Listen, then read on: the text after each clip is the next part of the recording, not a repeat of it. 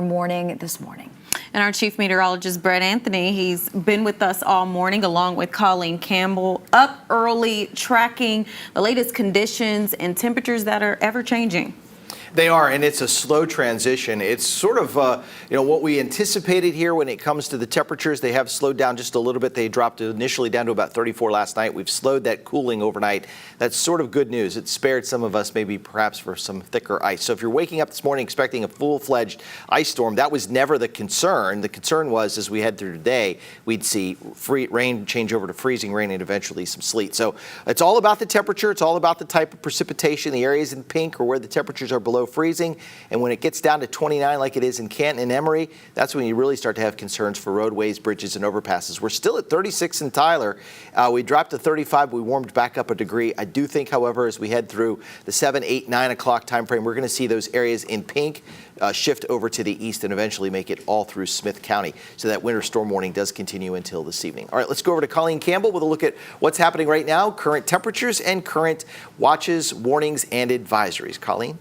Hey, Brett. Yeah, absolutely. As we go outside, that wind chill value, well, it'll really get you, and it's only getting colder as we move into tonight. So not only were we focusing on the surface temperatures and the temperatures aloft, but also wind chill values are something that we also have to include because we have those winds that have been blowing around, and of course we have that added moisture to the air, so it's really giving that extra winter bite.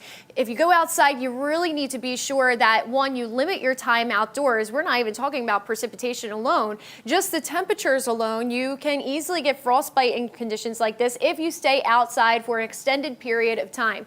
These wind chill values are going to continue to drop as we move into tonight. You can see some values feeling like they're at freezing, but some areas already feeling like they're in the lower 20s. Chandler Jordan, he is outside right now. His poor little cheeks and nose red, and he's taking breaks inside the van and inside the truck as much as he can. Current regional temperatures across the rest of the region, Brett was just going over this. This plays an important role in what type of precipitation we're seeing. That's why those areas like Nacogdoches, Lufkin, San Augustine, Center, Carthage, still seeing some rain out there, although it may be a colder rain. We even had some thunder and lightning not too long ago within the last hour in some of those deep East Texas areas. On the other side of the map here, areas like Canton now sub-freezing, where Chandler Jordan is, we're seeing the changeover to sleet and freezing rain. So again, here's our CBS 19 radar. That salmon pink color would be that changeover to sleet and freezing rain. And then beyond that, going into DFW, they are seeing some snow out that way. And then for the rest of us, we are having that cold rain, but as Brett Anthony was just explaining, as we move throughout the afternoon here, temperatures are going to continue to drop. And our main concern with this system is we don't want to compare it to last year because last year was longer in duration. Also, we had a lot more snow. This is mainly going to be a freezing rain and sleet event. And when we lose daylight and temperatures get cold tonight with the wind chill values included, this will have no problem freezing, especially on elevated surfaces, any of those metal surfaces. Your car will likely have an icy glaze. Think about it, metal's a little bit colder. And then, of course, bridges and overpasses are a little bit higher up, have air flowing beneath it, air above, and some of them are a different material. So Brett, if you have anything to add to this really quickly. Yeah, we're going to go over the radar and then we're going to talk about what we can see for the rest of the day. So let's start with our satellite radar animation as Colleen was talking about that transition from the pink, and I think the pink is going to spread eastward as we go through the day. We might get a little bit into the blue, which is snow over the Dallas-Fort Worth Metroplex. And as Dana mentioned, up in Denton, they are reporting snow. It's rain over deep East Texas and down toward Carthage and even toward Center. And, Panola and Shelby County, San Augustine, and even Sabine County aren't under any kind of advisories right now. Umbrella cast today, 100% chance of rain and transitioning over to freezing rain this morning. This afternoon, it starts to go down from 80 to 60% chance. By the end of the afternoon and this evening, it's down to a 20% chance for maybe a few snow flurries, and that's it. All right, so I'm going to show you future ice accumulations. This is not purely freezing rain. This is going to be a combination of freezing rain, sleet, and as that adds up, it could add up to maybe 1/10 of an inch. So sleet doesn't add up like snow does.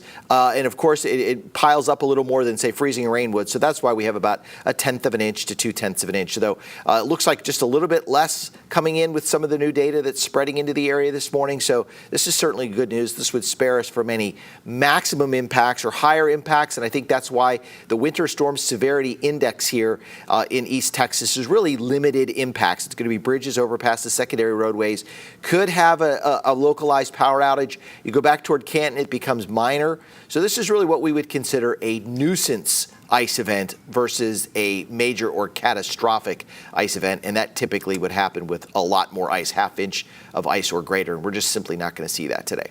So your main time frame for freezing rain concerns spreading from west to east will be between 7 a.m., really closer to 8, 9 o'clock on through about 4 or 5 o'clock this afternoon. That black ice concern kicks in after the temperatures drop down into the mid-20s after sunset tonight. Wind chill values also in effect with wind chill advisories in parts of Houston and Trinity County. Power outages, they're on the lower side, but still concerned. We do have a little bit of wind, so that could kind of kick things back in just a little bit. All right, and taking a quick look at the 7-day forecast, just to give you an idea, this is not a repeat of last year's February winter storm that we saw. We're at 34 right now, and temperatures will fall below freezing. They'll likely stay below freezing for about 24 hours.